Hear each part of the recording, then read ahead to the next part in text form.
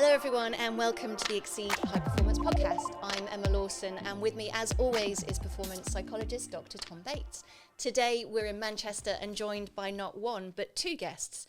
James Guy, one of the most established and decorated Olympians of Team GB with 3 Olympic appearances, 6 Olympic medals and multiple appearances on the World Championship stage and wins as well.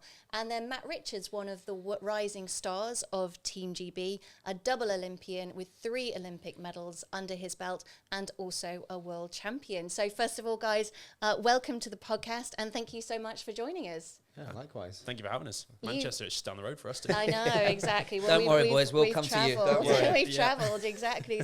And Matt, you're just literally back from the short course championship. So how did it go? How's it been for you? Yeah, it was good. I was in Poland all of last week for the European short course champs. It was a good meet. A mixed bag. Some really good results, some that were a little bit frustrating. But managed to walk away with a bronze on the 100 freestyle and a British record in that race as well. So some really encouraging signs for the start of the season as we continue to build into the bigger meets this summer, like the Commonwealth Games and the long course European champs. Cool. And one of the things actually that I didn't say for context is that you three have all worked together for many, many years. Where did you first start collaborating with James and Matt, Tom? I think I want to say as soon as I joined what was known then as British Swimming after my role at Aston Villa Football Club ended. Or I got sacked when we lost to Fulham 1-0. And then I set up my own company and ventured out into different sports in 2018, actually. When I first started, 2018-19, yeah. Gwangju, South Korea World Championships was our first major competition. So, yeah, a good while now, going on for 7 years. When was the last time that you were all together in a performance arena? Worlds? Singapore, yeah. Singapore. Yeah, World Championships. Okay. Yeah. Cool. Yeah, so a couple of months Earlier ago. this year, yeah. Nice. Now, I know there's loads of things that we could explore in terms of your individual careers, and hopefully we will get into this. But one of the things that I'm really interested in today is the experience that you've been through collectively, and with you as well, Tom, as a relay team, essentially. And I know that relay team, for anyone that's kind of watching, is a team that is kind of been history defining. So can you just explain that, Matt, in terms of what was so special about the relay team that you've both been part of? Yeah, of course. So, I as you said, I'm a little bit younger than Jim Bob over there. What you just 8 years older than me now? I think so, just turned 30. 8 years, yeah. Oh, yeah, an old mate. No, I'm joking. Is it your birthday soon? It is soon, yeah. Next week, actually. Yeah, I thought it was. I'll take the 8 years while I've still got it. But no, so we've kind of come into the team at different points. I kind of joined this relay team when it was already becoming somewhat established on the world stage. Jimmy and the team had won some world and Olympic medals on this relay, but never won an Olympic gold on it. And the last time that Team GB had won gold on the 4x200 freestyle was in 1908. Mm-hmm. So over 100 years previous to me joining the team for my first Olympics in Tokyo in 2021. And so at that point in time, the team was starting to build and become something really quite special. And then Tokyo, we as a team won gold, like I say, for the first time in over 100 years. And since then, we've kind of continued to progress. We've had some ups and downs as a team, don't get me wrong. But we've gone on to defend that title in Paris with the same 4 guys. The first time that had ever been done in any sport, male or female, in the history of the Olympics. Nobody had ever defended an Olympic gold with the exact same team of people. So it's quite a unique and special team to be a part of. So I think that probably tees it up quite nicely. Do you want to add anything there, Jimbo? I think you've covered it, mate, Jonathan. Not my first rodeo. No, it was just, I think all them years ago, like Matt said, our first thing we did was we won the World Championships in 2015. The following year, we got silver in Rio, and I was probably in Matt's position. I was one of the youngest on the team, and there was guys on it who were they were good, but they were not quite where we are now, and it was never as strong as we were. So we just needed a few more guys just to drop a little bit more, and then it got to 2017, and it kind of arrived. Duncan really had improved. 2019, 2018 even, Tom Dean had joined the team at that point, and you would knock on the doorstep in 19 and 20, and 20 was on the team. And once we went to Tokyo, and we won for the first time, we knew we were going to win a year beforehand. like in terms of what we were doing, how quickly he was progressing. Obviously, Duncan being Duncan, Dino was swimming well, I was swimming well. Like in my head, we'd already won the gold because then we knew how fast we were together. But it was just going out and doing it. And even the morning of the race, the morning of the final, I've got a text from one of my best friends at home saying, "You're going to win gold in an hour." And I was like, "Don't jinx it, mate." But yeah, that was the kind of the starting point of, it was good in 2015, and then it just got better and better. That's something I wanna dive into, excuse the pun, a little bit with you both, because a lot of people think that swimming is an individual sport, right? And to a large extent, it is. Yeah. But I'm interested to hear from you both about what changes when you go from competing individually to coming together to compete as a team. Yeah. What's the difference for you? I think it's a really unique position to be in, because we're in a sport where, the four of us and the wider members of the team, because the relay will often have a couple of other guys that will race the heats, and then we'll swap 2 guys in for the final so that we've got more people with fresher legs, rested, ready to go. So, it's not just the 4 of us. There is another sort of cohort of guys who are a part of this team, but it's a really unique position to be in, where we all have to come together as a team and we race together for each other at those major competitions to win the medals and win the titles. But that said, we all also have to compete against each other when we race individually. Mm-hmm. And so we're a team, but at the same time, we're also competitors, which makes this really interesting dynamic where, every April at our British trials, we have to come together. There is no relay there. It's just a head-to-head. It's a dogfight. And there's only 2 guys out of the probably 6 to 8 that are going to make up that relay team. There's only 2 of them that will get to race individually on that event in the summer. And that's decided at that meet in April. So all 8 of us will be in that race, all gunning for the same top 2 spots. And we have to fight for that. And so it makes this really interesting dynamic where, we're really close friends. We've got a really good culture and a really great relationship. But there's also that element that, we can't forget the fact we've got to compete against each other. And when it comes to it in April, me and Jimmy, I love Jim and he knows that. But in April, I'm going to do everything I can to beat him. And likewise, he'll do the same. Yeah. And so that's where it creates this really interesting dynamic. And it's probably part of the reason as well why the team has gone from strength to strength in the way it has, because we all want those individual spots, because we know we're all capable of those individual medal-winning performances as well. But as a result, it's then driven this team and the results of these 200 swimmers in Britain to levels that we probably should, we've got no right having people at that level with a nation of our size. We're not the USA, we're not China, we're not Australia. We don't have the pool of swimmers to draw on to create these performances, and yet we continue to do so. James, I'm interested in what you said earlier, where you said a year before you knew that you'd won gold essentially with that unique group of individuals. Yeah. So given what Matt's just said about, you're having to bring together individual champions into a team where the star of the team becomes the team. Yeah. How do you do that? And what gave you the confidence a year ahead to say, this is a special group of people that are going to be able to perform at that highest level? You can just, I think being in the sport for so long, you can just kind of, you can tell what's going to happen. At this point, we were in lockdown. So everyone was at home. We were all, obviously the games had been postponed, and it was a bit of a mess in what was happening in the swimming world. So we were just training at home and ticking over. But I remember just chatting to my brother about it, and he was like, he said, mate, the 4x2 will destroy everyone next year. And I was like, really? He goes, yes. And I was like, well, why do you think that? And he could just lift off the reasons why, and the athletes who were going to be in the final team. And he's like, Richards will be in the final 4. He said he's coming through. He's going to get in there. And I was like, really? Because at this point you hadn't kind of come through yet. And we fast forward a year later, and we're the top 4. Obviously, it's Duncan, Tom Dean, Matt, and me. And Jarvis come 5th. He did the morning as well. But I think it's an instinct. When you can kind of predict that things are going to happen. And it got to even the 2020 when we raced in Edinburgh at just a normal open meet.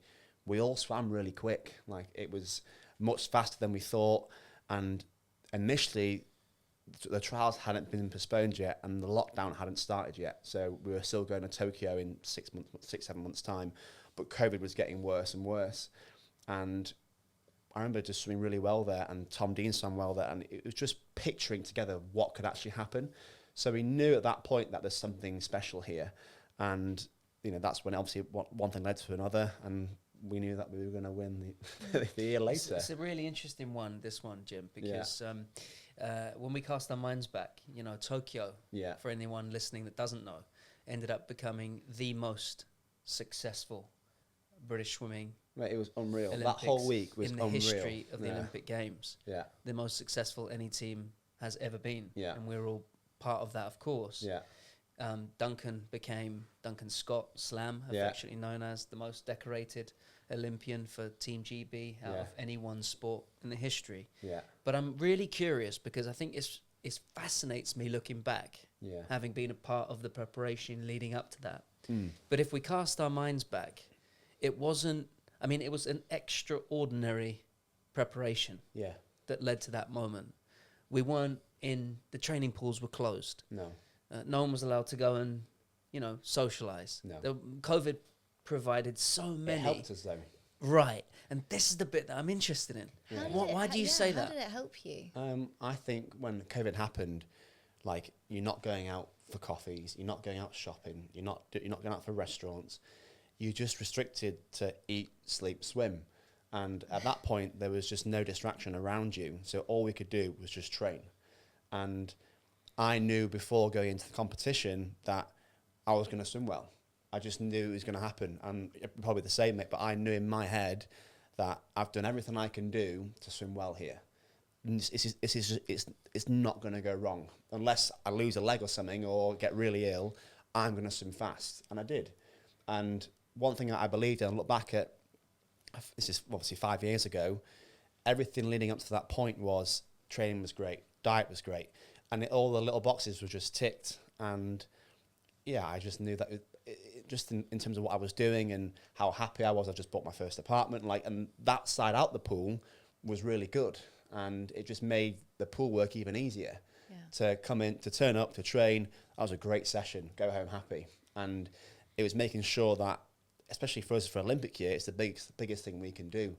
And that Olympic year is you're much more dialed in mentally. And I did that. And that's why I think part of that was the reason going into Tokyo, I swam really well, and the whole team did, because there was just no distractions around us. It was the focus. I think there's another element as well. Focus. I think there's another element to it, that it gave us an opportunity to get an edge on people, because there was an opportunity here where everybody has been presented, no matter where you are around the world, with this challenge. Everyone has got it. Doesn't matter if you're in the USA, in the UK, in Australia, China, wherever you are. Doesn't matter. You've got this issue where the pools are closing. You can't go out. You can't do this. You can't do that. You can't train. You don't know when you're next going to race. You don't know when the Olympics is going to happen, if it's going to happen. So there's this massive curveball that's been thrown in for everyone. And I think it gave us this opportunity as a team to go, right, well, if everybody's in this situation, how can we use this to get a one-up and an advantage on everybody else we're competing against? Absolutely. And I think during lockdown, I know you were the same, a lot of us managed to get our hands on sort of pools for the garden. And Xboxes. Really Xbox. And Xboxes. It wasn't really a pool, but, for me, for example, it was basically scaffolding with a big tarpaulin filled with freezing cold water. And I stuck a wetsuit on every day, tied myself to a bungee cord on the garage, and just sat there in the garden just swimming. And likewise then, when we got back into the pool and back into training, there was this opportunity for us all to look at this and be like, right, everybody's in this situation. Everyone's going to be stressing and panicking. Is this going to happen? Is that going to happen? And what we can do now is take advantage of this, dial in, get everything perfect. And we know that when it comes down to it, there's going to be nobody out there better prepared than we are. And we were so far ahead, weren't we? Yeah, we were miles ahead. Six seconds, was it? Yeah, it was like the largest margin of victory ever in that race. Yeah. And even down to the Tokyo Olympics, given the time zone difference and the TV rights, the finals are in the morning, which never happens in swimming. It's always in the evening. So it's another curveball. Everyone's in the same boat. We just handled it better again. So leading into the games, I know my squad, we were doing this. We had this thing we'd call rainy Tuesday mornings, rainy Thursday mornings, where we'd get up at 4 o'clock in the morning, even though training wasn't till 8. We'd get up at 4 in the morning, go outside, go for a walk in the horrible rain and the dark and all this nasty weather. Go for a walk. You'd then go do some press ups, some squats, all of that sort of stuff outside. Just wake your body up. Then you go and sit down, have a coffee at 5 a.m., 3 hours before training, and you just get yourself awake and get yourself moving and ready.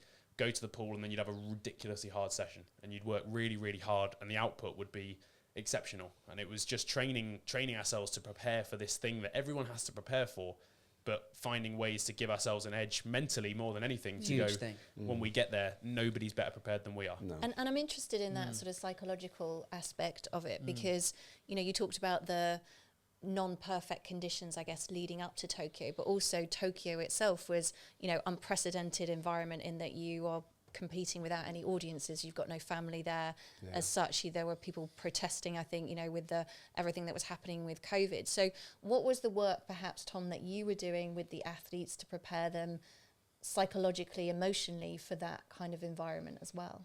I think the boys have made some really good points. You know, everyone, as Matt was just saying there, was in the same boat globally.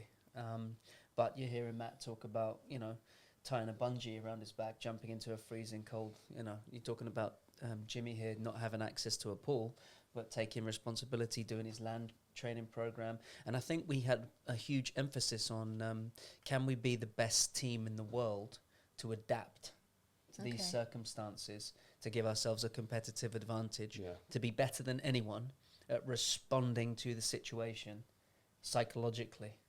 And I think that was, looking back, not just for these two, but the entire team. That's why I say we were the most successful team in the history of the Olympic Games at one Games ever. I'm not saying that to say how great we are necessarily, although We were good though. we were, you guys were pretty outstanding. But I think psychologically what happens is when something is taken away also from you, something that perhaps at some level you take for granted because we're only human, but then you realize how important it is to you. So when you're eventually allowed to return back to the pool, you return with a fresh set of eyes, hungrier than ever, able to adapt to any given set of circumstances. And it wasn't just the road to Tokyo, was it? When we got to Tokyo, there were several different things that we had to adapt to. So adapt to achieve became the mantra of the Tokyo Games. But I'm interested to hear from you boys too, you know, psychologically going into that. Having been through the journey of the Olympic Games is on in 2020, then it's off. Then it's the only ever time in the history of the Olympics that the Games are moved, apart from a world war, because of a global pandemic. 2020+1 then happens, then the Olympic Games are back on again. Psychologically going into that, was there an extra focus? Did you feel, what was the difference? What was the competitive edge that you got, that you had? I think in 2020, when we went back after lockdown, I remember my coach at the time said to us, right, do not even think about the Olympics. And we were like, what? He said, it's not on this year. He said, just get back and just train. So we were training really well, and the whole point was just to get fit again. And we trained, I think it was like, I mean, lockdown was what, 10, 12 weeks? So that takes us to May, and then we trained May, June, July, August. And my training partner at the time, Tom Dean, we were just doing stuff together, and we were literally flying. But we look back and think, like, how were we going so quick? And just things I haven't done, like, I can't even do now. But we were just training really, really well. And we had a small break. And because we hadn't kind of mentally dialed in at that point, we were just training, it kind of makes it easy to come back and go, right, now lock in mentally for the Olympic Games next year. The Games are on, it's going to happen, now we can dial in. Where I feel like what I've learned across my career now is sometimes when you dial in too early, you can fry your brain a little bit. And it's like, well, why are you dialed in a year and a half out? Why don't you just turn up, train, do the work, go home? But when you have that kind of little mental edge of, okay, I'm really engaged now, I'm not going to eat this, I'm going to do that, I'm not going to cut any of this out, it just kind of gives you that bit of a more of a mental confidence of, you know, going in. And I think, you know, heading from September 2020 to, you know, to July 2021, it's just making sure, like we said this before, it's leaving no stone unturned. So it's Olympic year, you can just do every single thing you can to make it right. And if you go there and don't swim very well, it doesn't matter because you've tried everything. And that was one of the things I think we spoke about together, was just leave no stone unturned. And I remember when we were in the room and we were watching the 400 free final. Do you remember what I said to you when the guy won the lane 8? We were like, oh my God, he's won it. Do you remember the guy with the 400? I remember the race. I can't remember what you said. And I said now. to him, this is the Olympics. Expect the unexpected because these things happen.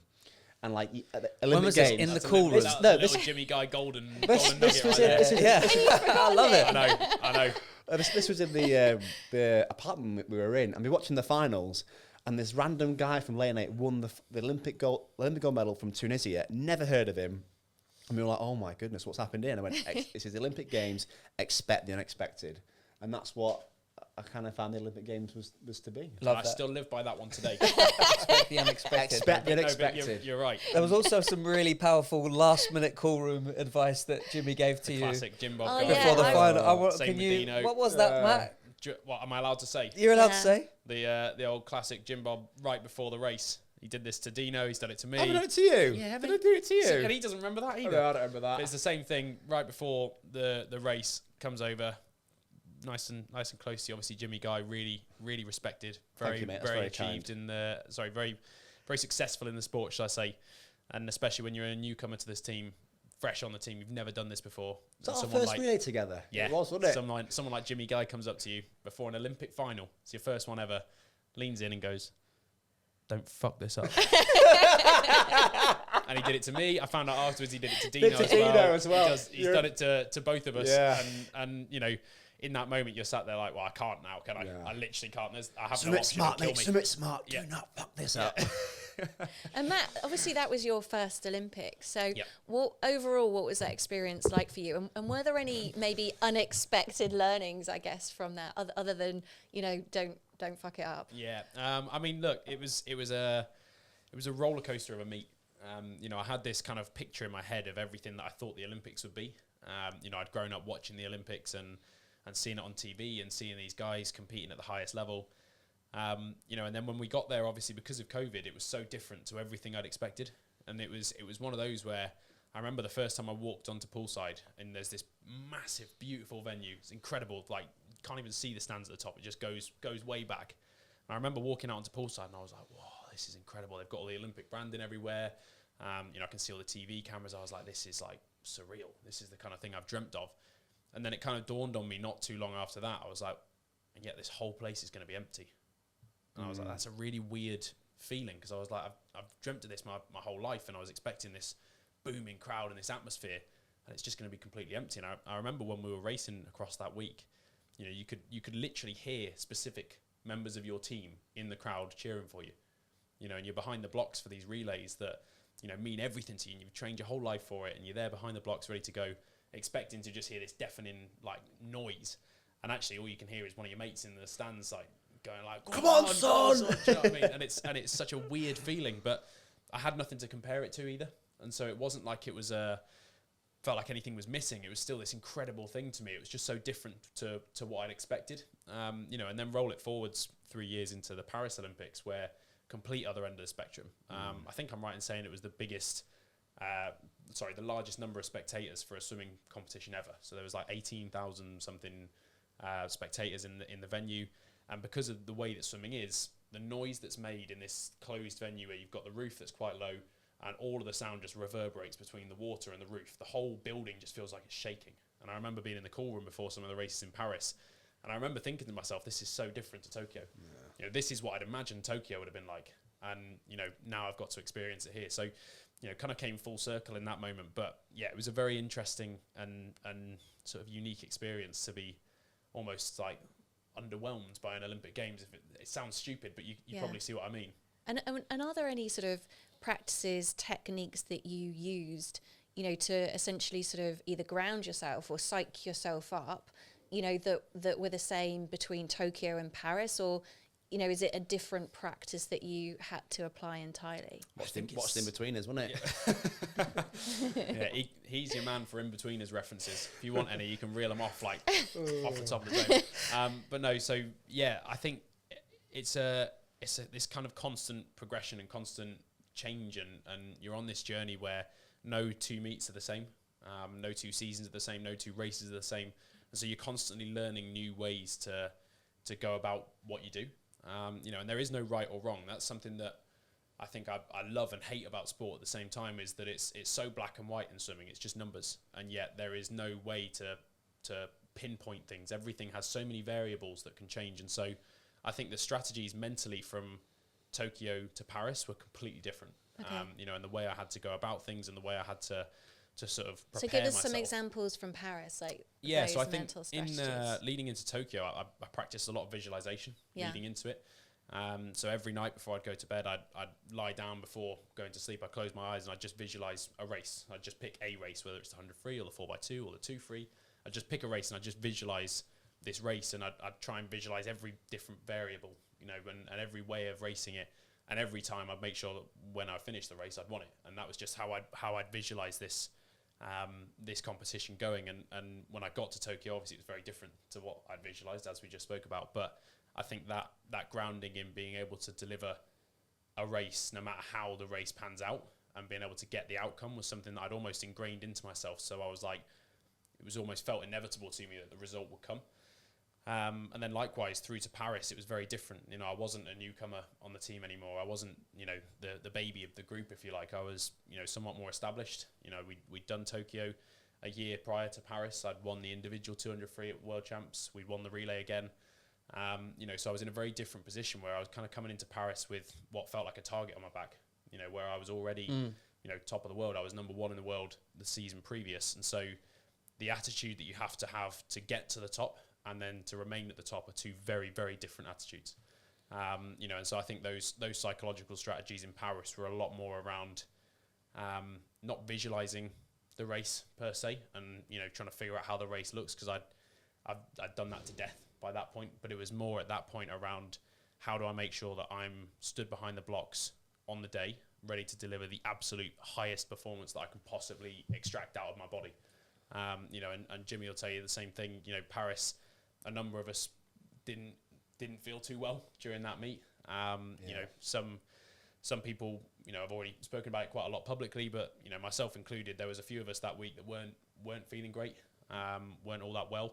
And so being able to stand behind the blocks and make sure that you can extract every single percentage point of performance that your body's got on that given day, that maybe isn't where you would have hoped it would have been, maybe isn't the level of performance you would have liked your body to have on that day due to other external factors, but still being able to make sure that you finish the race and you're like, there is absolutely nothing more that I could have given in that race to get the performance.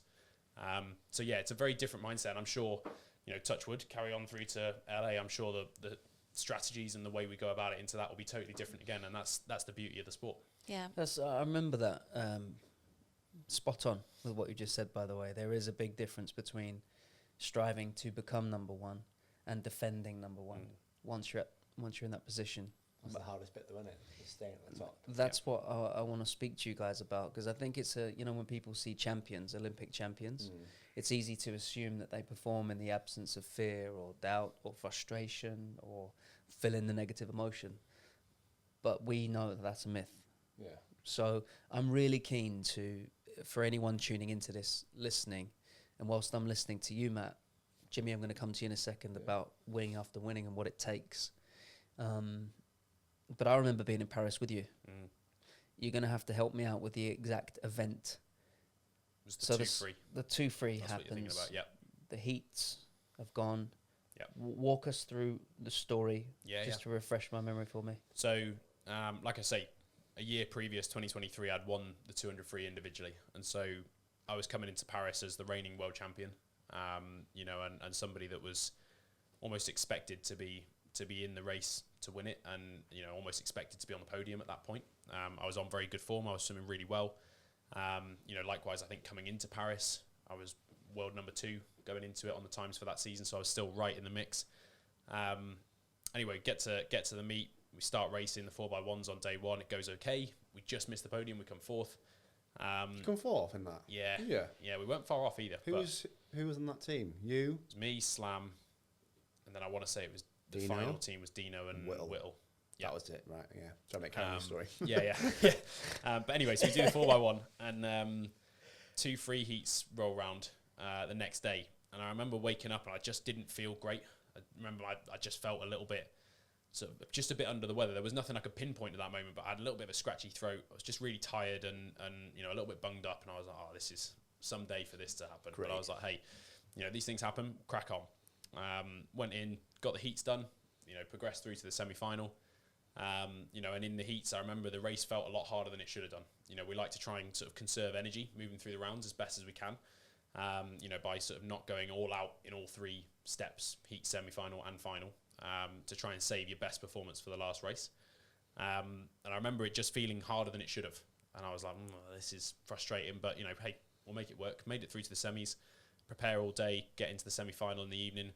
And I remember being in the call room before the semi-final, and I was sat there in this chair, and the atmosphere is going crazy. And I remember just sat there thinking, this is really not good. Like, I feel terrible.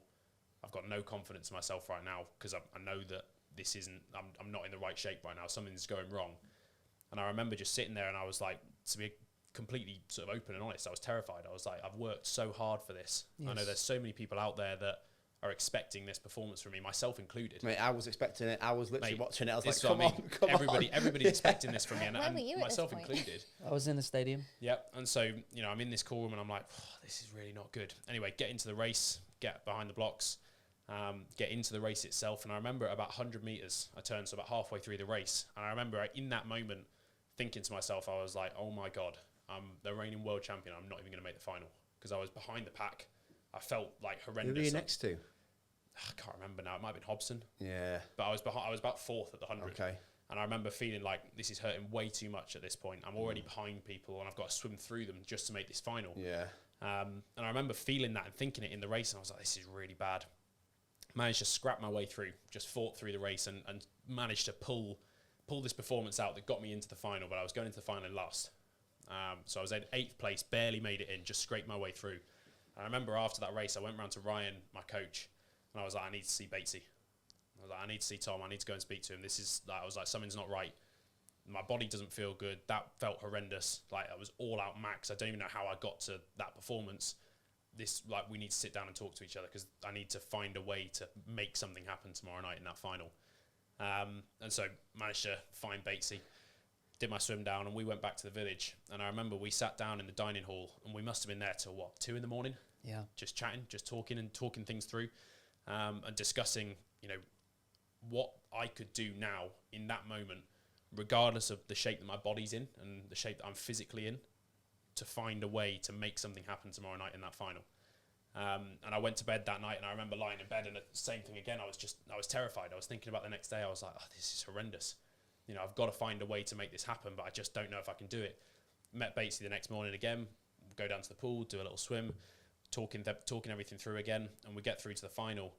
And same story, I'm sat in the call room for the final, and I don't remember ever in my career feeling as nervous or as scared as I was in that moment.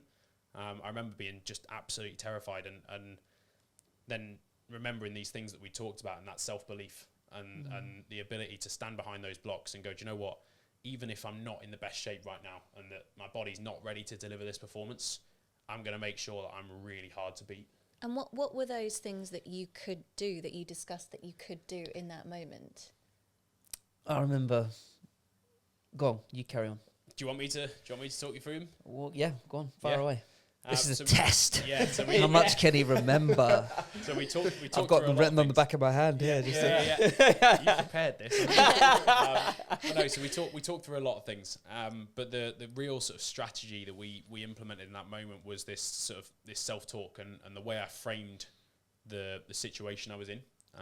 And so we put this plan together. And when I got there that evening, before I even started my warm-up or anything, before I got started and getting ready for the race, I went round behind the blocks. I found my lane, exactly my lane that I was going to be racing in that night. I just went and sat on the chair at the end of the lane, and the officials have their chair at the end of the lane they sit on. I just went and sat there, and I put my headphones in, and we pre-recorded a video of me talking to my phone, just talking about what I wanted to do in that race, how I was going to do it, everything that I was going to execute, the way it would feel, how I was going to get the job done. Talked through every little detail on this voice memo in my phone, put my headphones in, and just sat there at the end of my lane, just looking down the pool in what was pretty much an empty arena at that point with my headphones in, and just listened to myself talking about how that race was going to go, how it was going to feel. And likewise then went about the rest of the warm-up, all of that sort of stuff, got behind the blocks for the race. And again, I stood there behind the blocks before getting on the blocks for the race, and just repeated some of those real key things to myself. And the real main things was about, you know, this is my opportunity, it's my race. You know, there's factors that I can't control, that I can't focus on because I can't control them. So now it's my opportunity to get behind the blocks and prove to myself what I'm capable of in this moment. And, you know, it was a bittersweet result in that race. I won silver. I was 2/100ths of a second behind gold. So painfully close to Can't winning blink the that race. fast, right? No, exactly. And so it was painfully close, and a result that 24 hours before, if you'd have offered it to me, I'd have ripped your arm off for it. But in that moment, being that close to it, there was just this feeling of frustration where I was like, it's so close yet so far. So yeah, and that's the whole thing, is this journey of the sport is it takes you to places that you don't know you'd get to. If you'd have asked me in Tokyo if I'd have been in that situation feeling that way behind the blocks before a race, I'd have been like, no chance. I'm one of the most self-confident guys you'll meet. There's no way you're going to catch me behind the blocks before an Olympic final. Being nervous or scared or afraid. You're just not going to have it. Weak. Yeah, exactly. I was like, there's no way, not me. That'll be somebody else, not me. And then there I was in that situation, finding a way to deal with it. Yeah. Matt, I just want to thank you for that story. Yeah, of course, mate. And I want to, sincerely, because I think it takes courage. I think champions have to have courage. One of the reasons why we've worked so well over the years is that you have been courageous enough and open-minded enough to do the work on the mental and emotional side. And for anybody tuning in, listening to that, I just want to reaffirm here, we have multiple Olympic medalists, gold medalists, Olympic champions here speaking about the fact that this is very much part of a process and a journey of continuous improvement. So I want to commend you both for talking about that, and Matt for sharing that personally. And it's a cherished memory for me in my professional career as well. And there's much more to come. Absolutely, for sure. mate. Absolutely. Jimmy, I want to talk to you about what it takes to sustain high performance over the years. And not just that, but, you are without doubt in my mind the team captain. El Capitan. Of the entire squad. El Capitan. In fact, I've brought you an armband here. Right? You could have worn it. And I think from my experiences working with you, your influence over people, the experience that you have, the ability to pull people together, to inspire them, to notice the generational gaps, things that the young ones coming through might need, and how to get the best from the senior athletes. That's a role for the team captain that's massive. I think you're a legend in the sport. Thanks, mate. You're a bright, shining star for Great Britain. Thank you. But I want to talk to you a little bit about what it takes to win after winning. And perhaps we'll come together again and talk about a couple of squad sessions that we had as a team. But first of all, for you, incredible career. Thank you. But I want to get into some of the stuff, like for you right now. I guess the question is, how do you manage to keep finding a way to keep getting better and better and better? Honestly, mate, I've got no idea. That's it. Close the podcast. Honestly, I don't know. I think what we do is not normal. And I think that the way I was swimming 3 years ago, I should have quit. I should have retired. And I wasn't swimming very well. And for some reason in my brain, I didn't want to finish. And I love training. I love training in Manchester. I love doing all the work. And in my head, I wasn't ready to finish. But I remember talking to Adam Peaty about this, and we were like, after LA, it's done. It's never happening. Paris, it's done. It's never happening. We're going to call it a day. And I remember moving coaches the year before, and I just saw instant improvement of what I should be doing. And just this, it's nice to have someone believe in me more than I believe in myself. And that was what I was lacking. And slowly I was just kind of, in my old program, I was slowly just kind of fading away in my head and not being put aside, but it's just the performances, what I was putting in the pool and training every day, they weren't showing in the races. And I'm like, well, what is going wrong here? Why am I not seeing anything when I'm racing? And I'm trying to question things, and it was just purely the work I was doing. I mean, me and him, Matt, do the same event, but we are completely different athletes. We are so different, which is what I love about it. We do different things, but it works for him and it works for me, and that's it. And it got to the point where my old program, it just wasn't working anymore. So in my head, I should have probably finished, but I didn't want to finish. And I knew that there was more then. It was so frustrating. So when I eventually moved programs, and I found the love for the sport again, and I found some confidence again, I was like, I love this. I love what I'm doing because I know I'm going to swim well. And, leading into, much like Matt, won the individual 200 free 2015, first British man to do a win a freestyle event, never been done before. And it was that week was awesome because I won my event and one of my best friends won his event, which was great. How old are you then, Jim? I was 19. 19 years of age. So, and say that one more time. The first man in Britain to ever win a freestyle event at the World Championships.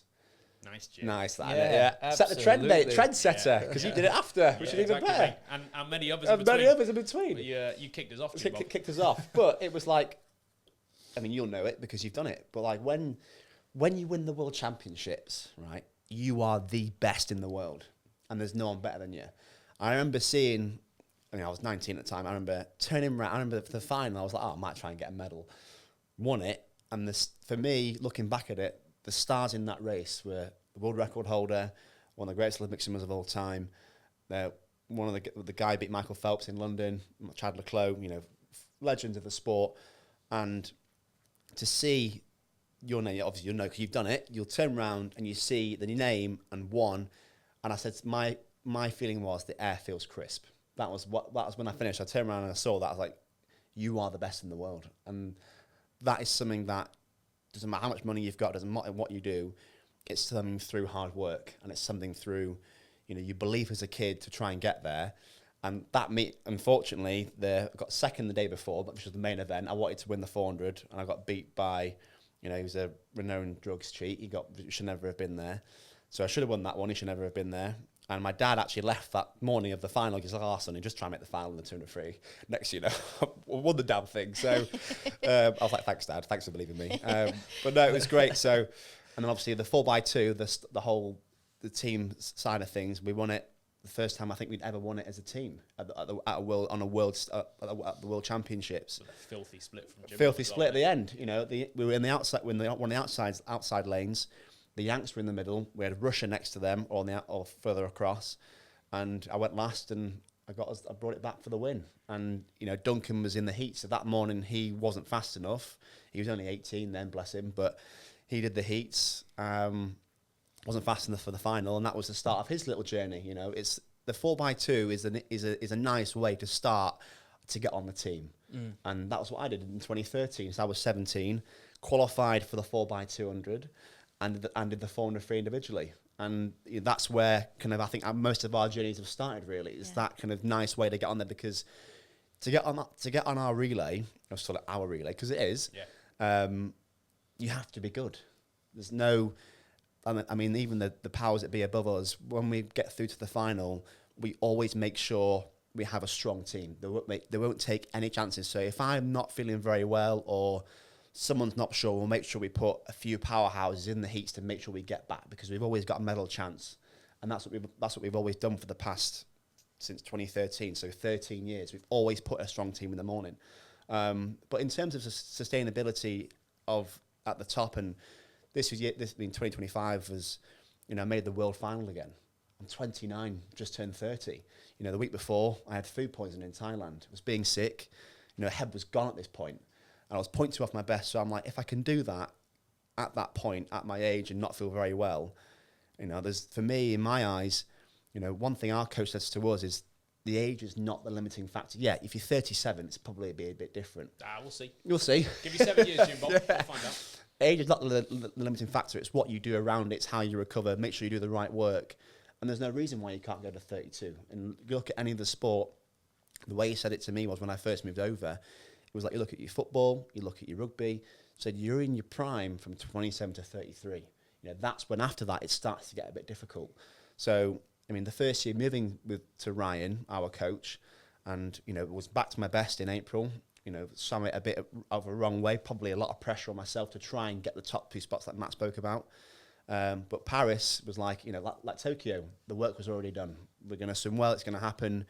In the morning, personal best time, first time in 9 years to lead out the relay team. And that's something that I would say at my age, and waiting that long, it doesn't really happen that often. And you say sort of in Paris the work was already done. Yeah. But I remember, Matt, you and I chatted not long ago, and I believe that between Tokyo and Paris, Yeah. as a team, you'd competed in the World Championships, and actually you hadn't achieved the results that you expected. Yeah. So I guess, you know, is there something in your performance that's required you to constantly evolve as a team as well? Or, you know, when you say the work was done, was it you were relying on what you did in Paris and you were just, in Tokyo, and you were just going to do it again in Paris? Like, how do you evolve, or how have you had to evolve as a team? I think that one thing that we've always said is making sure we always do a really well constructed swim together. And what I mean by that is it's making sure that the last length. Hey, don't give too much away, Jamal. Yeah, sorry. I'm not going to won't do. Let's keep this one a little bit quiet. I'm not going to give you an answer on that one. But no, it's making sure we just do really well put together swims. Yeah. And that's it. It's, you know, I would die for that 4x2. I've been doing it for a long time, and you're doing it for the boys, and you don't want to let him down. You don't want to let Duncan down, let Dino down, because we love swimming. It's what we do. It's our job. And, you know, you've got the whole of the team in the stands watching you, and it's something that we've always done really well. But it's just making sure you pace it correctly. It's done really. And can I ask that, because you're talking about executing really well, but one of the conversations that you and I have had before, Tom, is around when you create a team that is really performing at the highest level, there's some level of connection as individuals that needs to happen. But you as a relay team, I know you two now train together, but typically you're not training together. You're not a team that's physically coming together. So how do you create that bond when ultimately as well you're not training together, but you're also competing against one another? I feel like, because you look at GB swimming, we're not very big, and in terms of like our registered swimmers in the UK, it's something like 35,000. It's not many, and USA is something like 430,000. So when we're doing the same meets together all the time, you just naturally become friends. I think that's what we have over a lot of teams. We are actually mates. Like, we go and play golf together. You know, I talked to Dino about golf, and same thing with Duncan. You know, we went to the Wimbledon together. We did all these little trips together, and it's just like you naturally gravitate towards each other, because you take away the swimming side of things. We are actually mates.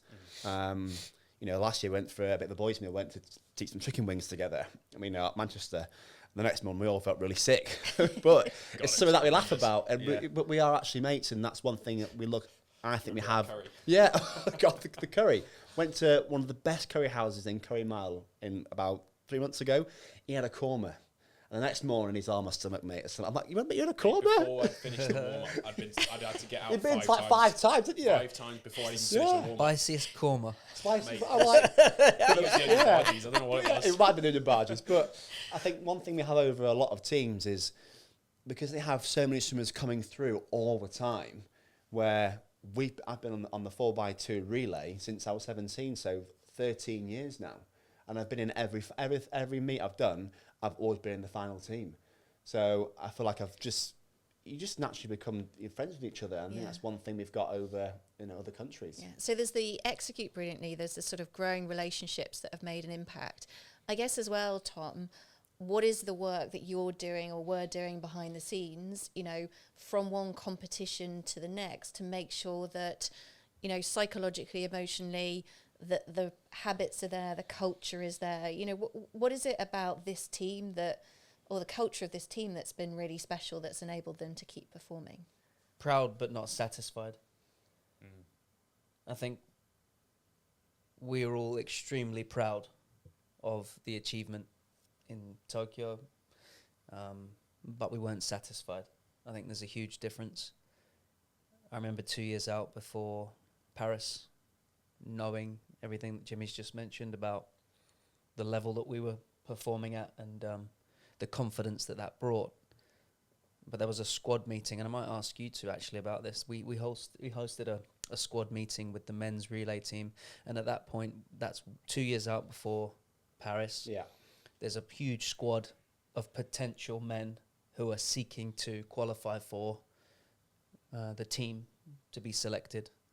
The team also has to obviously go and qualify in April of the year of the Olympic Games to be selected to be on the team. But I think we, well, let me ask you two both, actually. So I'll set the scene. 2 years prior to Paris, we meet at Loughborough. Mel Marshall, I think, was... Of all the places, bloody Loughborough. to go back. PT was happy about that, wasn't he? Yeah, he stays at home every time, doesn't he? and I stay with him. Makes me tea every night. It's great. Thanks, Adam. Cheers, mate. 1 sugar, please. Yeah.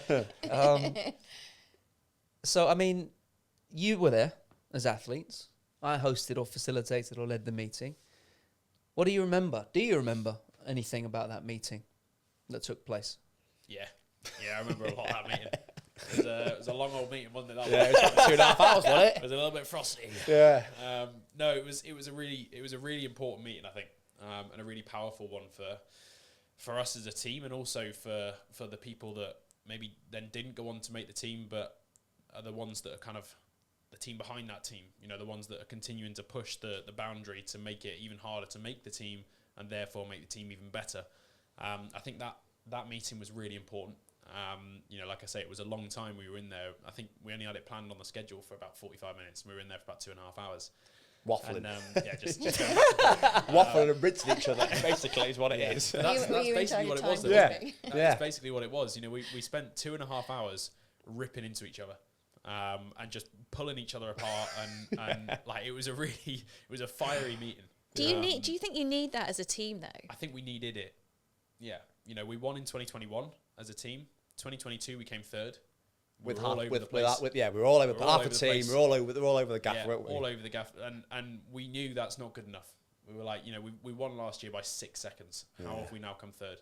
Yeah. It's just not good enough, and we knew. And why had you? Was it because we had a speaker on, an Olympic hockey player who talked about the power of the small behaviours, and actually when those small behaviours turn negative, the impact that had had on the team. So what had sent you off course? Oh, I think it's a tough question.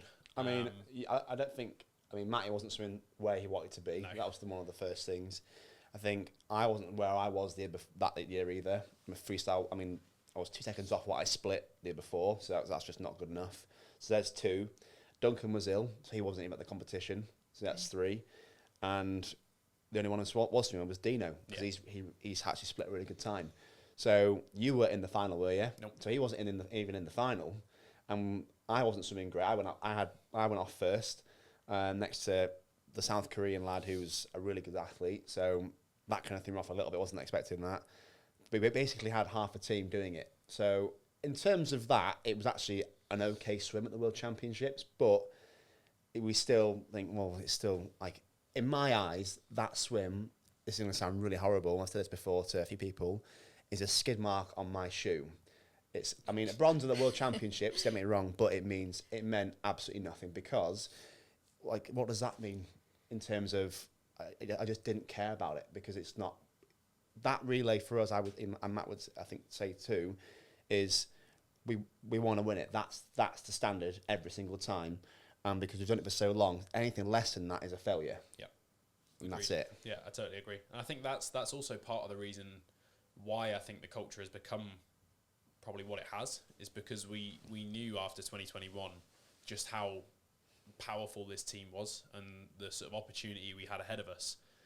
And then 1 year later go from being on top of the world, a mile ahead, to barely scraping our way into third. We then all realised at that point that for none of us was that good enough. We were like, all of us, you know, if you'd offer it to us a couple of years ago, a bronze at the World Championships may have been around what you'd have expected. But now it's like, this just isn't good enough. No. Third place is, you know, it may as well have been 8th. Like, we couldn't have cared less that we still got on the podium. It wasn't gold, and so we weren't happy. And I think then the shift in that culture as a result became one of we have to make sure, no matter what, that we do what it takes to win. You know, and that collective belief that, one, we're good enough to continue doing that, and 2, that anything less than that is not good enough for our team. And I think that culture then has kind of come to fruition since then, where 2023 we won at the World Championships, 2024 we won it at the Olympics, 2025 we won it at the World Championships. You know, and we're just continuing as a team, even though, you know, none of us are getting any younger, but we're continuing as a team to find ways to progress and develop and move it forwards and continue to improve. Because the other nations aren't making it easy. Like, there are much bigger nations than us, like the US, for example, where they've got a huge number of athletes to draw on. They've got the college system where they've got God knows how many ridiculously high-level elite freestylers, and they're improving strength to strength. And the game for us now isn't trying to win; it's making sure that we keep winning.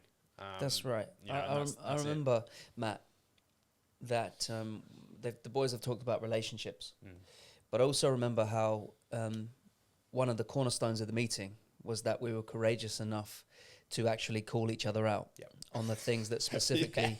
No, it's good. It's good that you're laughing because it got pretty fiery inside the meeting. Yeah. And there were some rules and parameters behind, how far we could go. They with were this. gone. but this meeting in particular, 5 minutes in, out they go.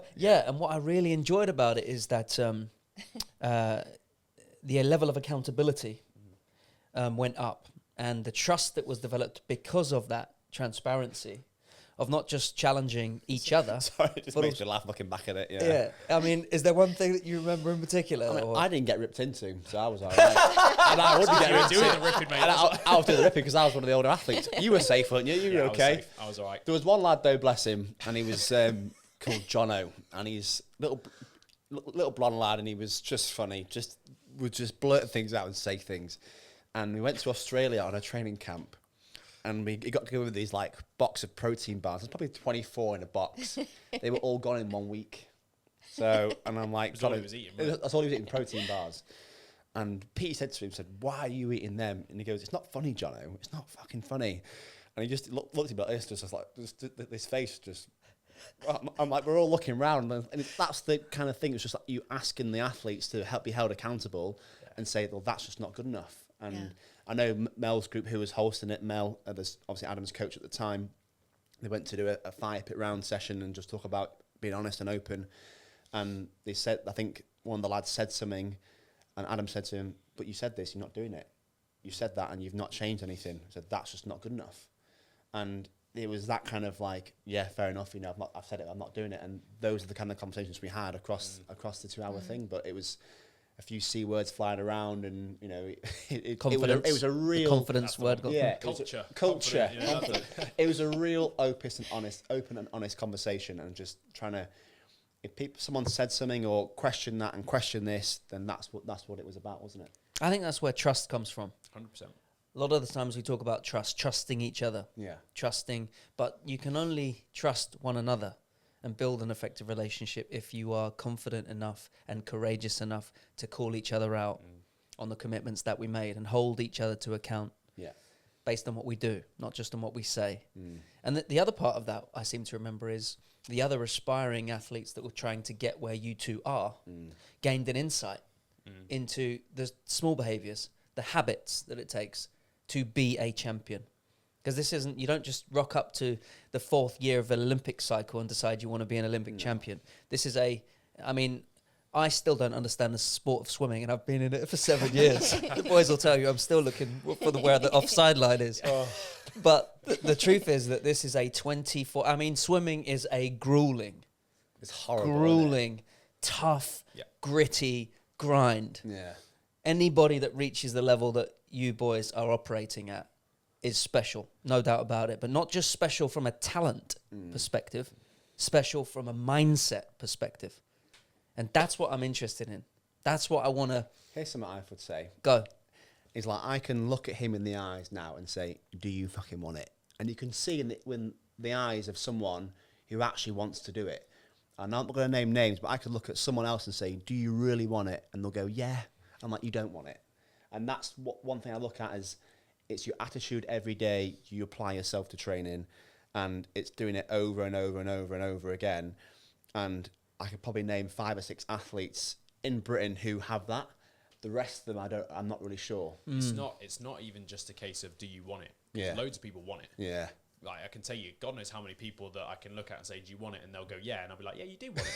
Do you want what it takes to get there? No. That's the question. Yeah, they'll go, "Yeah." They'll go, "Yeah." And it's like, no, you No, don't. you don't. No, No. you don't. You're not willing to sacrifice this. You're not willing to put that on hold. You're not willing to put this in front of that. No. You're not willing to do those things and then commit to every single day operating better than anybody else. No. Do you know what I mean? And that's the bit that people aren't necessarily, maybe not that they're not willing to, but they're not either don't understand that that's what it takes, or if they do understand what it takes, they're not willing to give those things up to get there.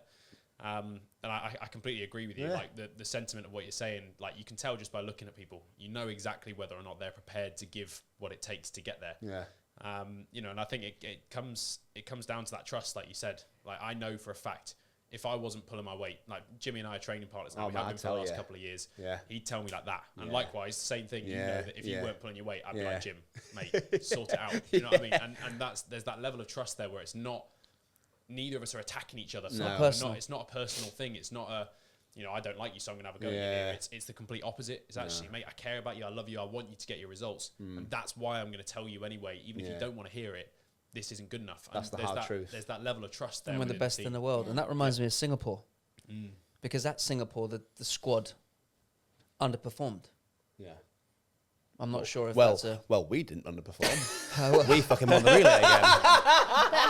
So how in that environment, which was difficult, We where underperformed. I don't think so, basically. where people weren't performing, how did you manage to maintain that focus that you had on standards that enabled you to perform when everyone else around you wasn't, where the atmosphere was probably, I guess, difficult? Well, I think that's the interesting thing about what Matt just said is that everybody says that they want it when it's time to rock up right before the race or the heats or the qualifications. It's easy to say that you want it then when you're in the arena. And you hope you're doing well, but it's just not going to happen. It's just hope is lost, right? Yeah. So I'm interested. It's the same sort of question, but obviously because you, as the relay team, defended the World Championship title in Singapore and became the only team to win gold out of the entire squad of swimmers that arrived there. That's interesting to us, you know, when we're speaking about this. So what do you think was different from your team, the relay team, that defended gold at the World Championships, still the best in the world, in the context of a squad that underperformed? And on paper, we shouldn't have won that race. No, we shouldn't, not this year. Why not? Because people will just swim faster than us. Yeah, on paper, the Americans should have beaten us this year. They were faster than us. Like they had more manpower than we did this year. You know, as we've talked about, we dial in on Olympic year. That's where we really turn it on.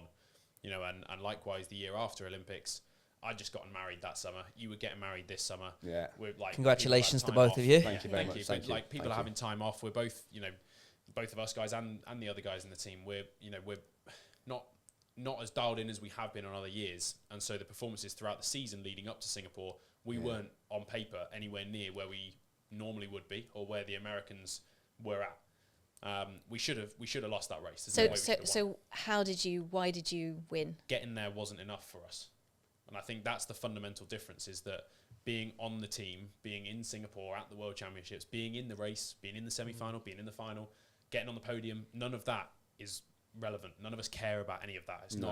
It's not something that even occurs to us. The only outcome that matters is winning, and I think that's where the big difference is that, you know, like you say, again, coming back to do you want it or do you not want it, a lot of people want a part of the journey and are willing to give enough to get to that part, but don't then appreciate or aren't willing to then give what it takes to get to the next bit, because what it takes to get to the 99th percentile is really hard and it takes a lot.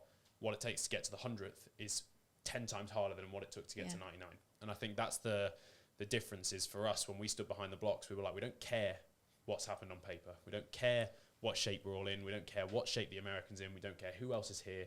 There was a lot of talk before Singapore from other nations about how they were going to beat us this year, and you know people were going to break the world record, and you know they were going to topple the Brits and all of this. There was lots of it going on social media and traditional media. And we knew about it. We knew all this. We heard all this noise. We didn't let it affect us, but we heard all the noise, and we stood behind those blocks, and we looked at each other, and we were like, right, we're getting this job done.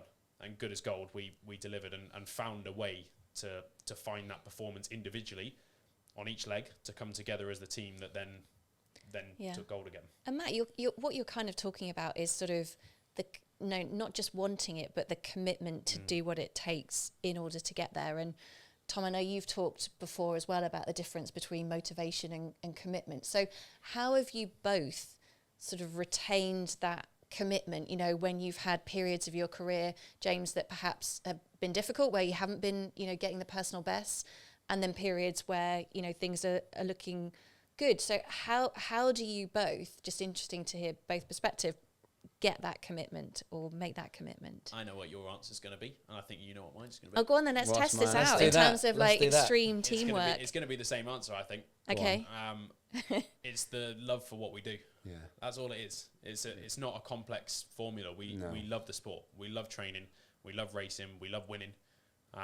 You know, we love the process that it takes, and we love the sacrifices that we make to get to the results that we want. Yeah. And it's not a case of, you know, this is what it's going to take to get to that point, and I've got to give up this and I've got to give up that. I want to give up the other. It's not a case of that. It's we love that process. We love that journey and that those things that we do to get to that level.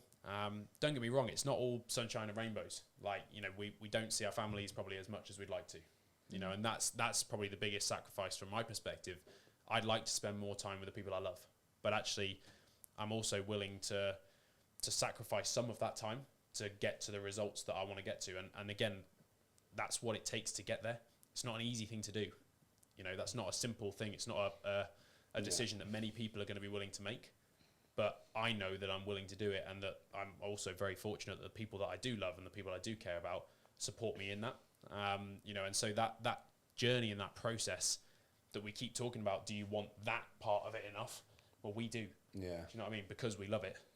Yeah, I think that what Matt said is completely right, and I think that when you put all the little bits together, it's simple. We love, you know, turn up every day when it's dark and it's cold. Like the last few days in Manchester, the weather has been horrendous. Like it's not exactly enjoyable to get out of bed at 6:45 and then go to the pool. It's raining the whole way there. Get out the pool and then, you know, get to the pool, start training, and that part is never going to be fun. But once you get in and you crack on with it, like, I don't complain. I don't mind doing the stuff. And that's one thing that I think separates a lot of, you know, what Bill Bezic used to say, from good to great.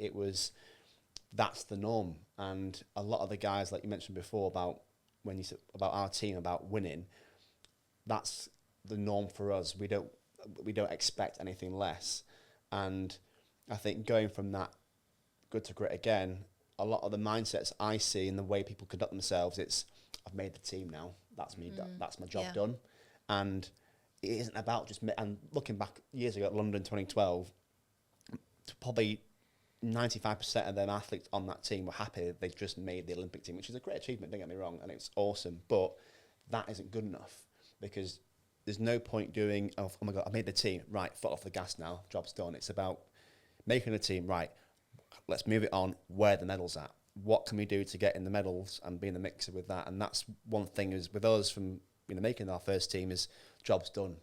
Just to tick on the box, get on the plane, and right now crack on with work again.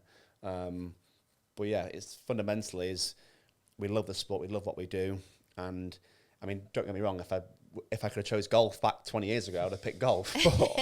But I've not. I've been given a gift, and my gift is swimming, same as his, and it's how we use that, and we come to work every day, and we whatever our coach gives us, we do it to the best of our ability. And there's still time for the PGA Tour. And it's still time for the PGA Tour after swimming. Get after that one. Yeah.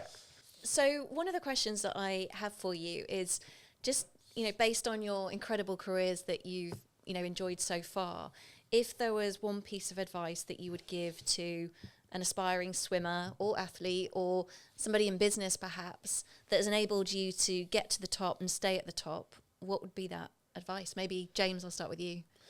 I would say you are your own limit. And what I mean by that is,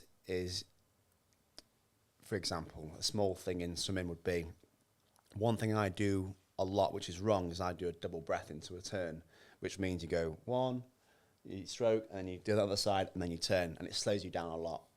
And recently I've been trying to not do that. So any important session on Monday night, it's the first time probably in about 20 years I've done a whole session without doing that double breath. And it's taken me a long time to do it, to fix it, but it's a tiny little thing that will probably make me quicker around my turns, right? Common sense. So I look back and think, why didn't I just do that a long time ago? Where it's taken me this time to realise that it's not great for what we do. But in terms of, as a young athlete coming up, I always believe that you are your own limit, and you, as long as you put the work in and you listen to your coach, because at the end of the day, your coaches and your friends and family and your guardians, they want to help you swim well. I mean, for us now, happiness is swimming fast. It's Doesn't matter if you put £10 million on the table. If someone says to him, right, we're going to go 143.8 next year from a standing 203, we would whack that off and say, give me the time right now. Because that for us is happiness. And at the end of the day, I feel like that for me is just, don't put a limit on anything. Believe in yourself. But you are your own limit. You can choose to however far you want to go. I mean, I chose to keep going after that bad kind of period, but I'm the happiest I've ever been now. And sometimes you just, you've got to ride through the bad wave, but yeah, believe in yourself, and I think that's important. That's cool. Matt?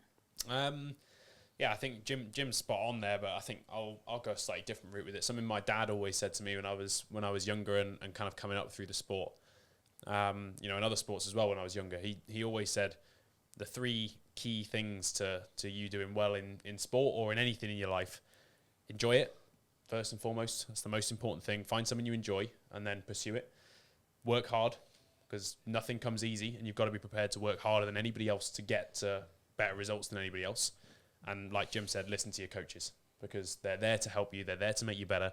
And so lean on them. Use their advice. Use their insight and their expertise to make you better. And so he was like, enjoy it, work hard, listen to your coaches, and the sky's your limit. And, that's kind of the framework that I've continued to work off of throughout my swimming career.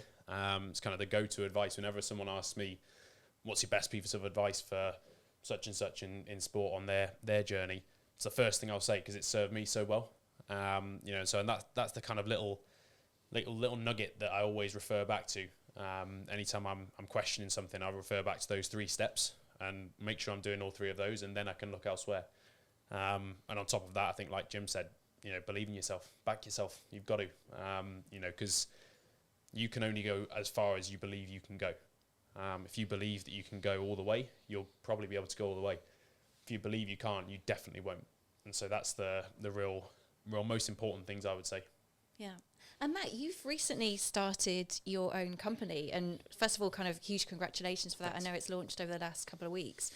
I'm really interested, one, first of all, for you to tell us a bit about that, but secondly, to understand what perhaps are the tools, approaches, attitudes, practices that you've picked up through sport that you've been able to apply into this business now that you're developing, growing, etc. Yeah, absolutely. So, so I've started a company over the last 6 months or so. I've been working on it, and just last week, actually, just over a week ago now, sort of launched the publicised part of it. So we've launched our waitlist to join the platform. So what it is an app that athletes can download across any sport, any level. They can join the platform, create a profile, and they can go through and browse through various different marketing campaigns, events, opportunities that they can apply to directly within the platform, and then connect directly with brands. So the goal here is to give some power back to the athletes in this world. We know it's not easy to make money from sport, unless you're the highest level in a sport like football or boxing or golf. It's not crazy money to be earned in sport. And so the goal here is to give better access to that, not just in terms of being able to you personally reach it, but also for athletes to be able to see what's out there, see what brands are looking for and the kind of things they're looking to do, and be able to use that information to better position themselves to get those sort of opportunities. So, that's the goal with it. And, like you say, it's 6 months now I've been working on it. We've literally today finished the development of the platform, so it's ready to go. And it's called Sponsor, right? Sponsor. Yeah. Where did the name come from, by the way? Sponsor. Yeah. Ah, clever. Yeah. Okay. So I couldn't go sponsor. Trademarking issues, lots of them. But sponsor with a Z. So it's got a bit of swaz on it. Yeah, Sponsor. exactly. It's a little bit of it's good for Scrabble. But yeah, but no. So yeah, so that's the business, and it's been a fascinating journey. Actually, been I'm still competing in elite sport, as we know. I'm planning to continue for hopefully another 3 Olympics yet. So another 10 plus years of competing at the highest level. And I found something away from the sport and outside of the pool that doesn't take away from what I'm doing day to day, training, racing, but actually that I find so much joy from, and find something that I can really sink my teeth into. As Jimmy knows, and he's exactly the same as Batesy knows, I'm riddled with ADHD. I can't just sit still. I was literally about to think of that, mate. Yeah. I can't just sit still and do nothing. I can't go home after training and just sit on the sofa. It's just not me. And the way my brain works, I'm constantly on the go and ticking, and I needed something, I think, to be able to really sink my teeth into and focus that energy on, and this has kind of given me that, and it's been something that I've found I actually really enjoy doing this.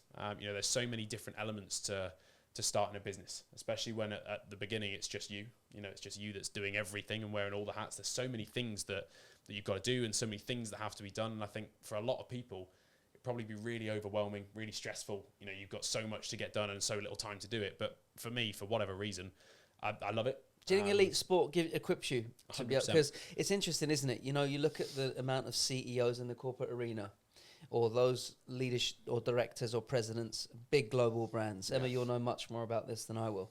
But when you look into the biographical histories of those leaders of those organizations and companies, you find a key pattern of involvement in sport. Yep. Do you think sport has helped you? Without a doubt. Yeah, without a doubt. It's taught me so much that I've been able to transfer into the business world. And like what? Well, so, you know, first things first, being able to believe in yourself and believe in a concept or an idea. You know, so what we built with Sponsor is something that didn't exist. There isn't this platform. It's a market that's doesn't have any competitors because no one else has done it. And so there's got to be that element of almost delusion and self-belief to look at something that you believe is a gap in the market and have the confidence to go, actually, there's a gap in the market here, not because there isn't a market for it, but because nobody's thought to find that market. You know, and you've got to have that self-belief to see that and be able to follow through with that on the execution. You know, because I've dedicated God knows how many hours to this. I've put a lot of money into it. I've raised a substantial amount of investment to get into it as well. You know, and now we're building a team of people that are delivering on the different areas to be able to bring this to life and make it something really, really impactful and really powerful for athletes. But that starts with that self-belief to be able to see something and go, actually, I'm capable of making that happen in the same way you would in sport. You know, when I was 8 years old, I said, I'm going to be an Olympic champion one day. 10 years later at 18, I was Olympic champion. It's the same principle. You've got to be able to see that and go, this thing here that I've come up with, this idea, is capable of getting to there, regardless of whether or not there's any evidence to back that, and then find a way to make it happen. I think that's the fundamental one. And then outside of that, the work ethic, the belief, being able to find the right team members and build the right culture, being able to take on advice from the right people and know who to take that advice from, because there's a lot of the big difference between noise and insight.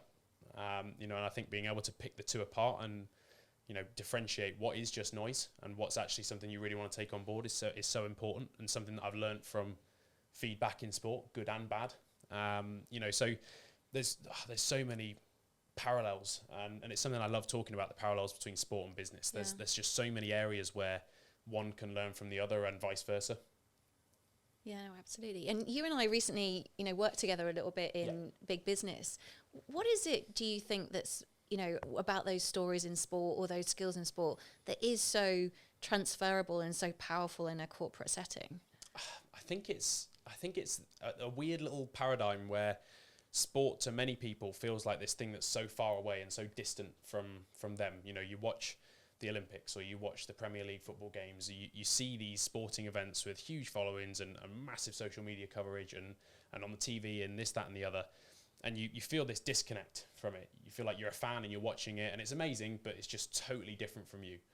And then when you sit down in the world of business, whether that's massive businesses, startups, anywhere in between, small local companies, you sit down and you can talk through experiences and stories from sport that you in a business context can massively relate to, and it bridges that gap between the two where people go, actually, hold on a minute, it's actually not that far away, it's not that different from what I do on a day-to-day basis or that experience that I had. And I think putting those sporting journeys into the context of business for people in business can be really powerful to reaffirm the things they already believe and the things they already know are true, but need to be reaffirmed, and to hear it from people that have done it in the sporting world and therefore have done it in a world that you feel that disconnect to, and then realise actually we're not all that dissimilar.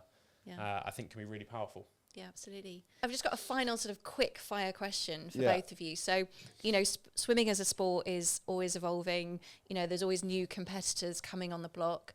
You know, between now and LA, what are you going to do differently or the same to ensure that you get to that podium performance again for LA?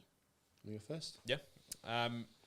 I'll answer both sides. First thing I'll do the same is continue to enjoy it and Yeah. continue to find a way, no matter what the situation is in the sport and where the journey takes me, to find a way to enjoy each step. Because something else that I've realised as I've progressed is like how quickly that journey goes and how fast you go from you're the baby on the team to all of a sudden now you're not, and you're quite established and you know you're right in the mix. Do you know what I mean? And so I'm very conscious now of the fact that You're in the it's mixer gonna now, be very mate. quick You're in the from mix where now. I go from the mixer to Yeah. being, you know, it's towards the end of my career and Yeah, I'm the nearly statesman. finished. You know, and that's something that I'm really conscious of, that I want to make sure I enjoy the rest of this journey, you know, however long that goes. And something that I'll continue to do, or you know, change in the journey, I suppose, is continue to question things, continue to find different ways of doing things and different strategies to get to the end result. Because like I mentioned earlier, there is no right and wrong in sport. There's no textbook that you can go to and find, well, this is how you do that, because 9 times out of 10 that hasn't been done before, and so you have to do something that's never been done before to get the result that's never been done before. And so there is no way to draw on it. And so to me, continuing to ask questions, to try new things and do things different ways, and not be afraid of that is really important. So that's something, I think that's both sides for you. Yeah. And James? Can you ask the question again, please? So what are you going to do the same, or are you going to do differently to ensure that when you get to LA, you'll achieve that podium performance?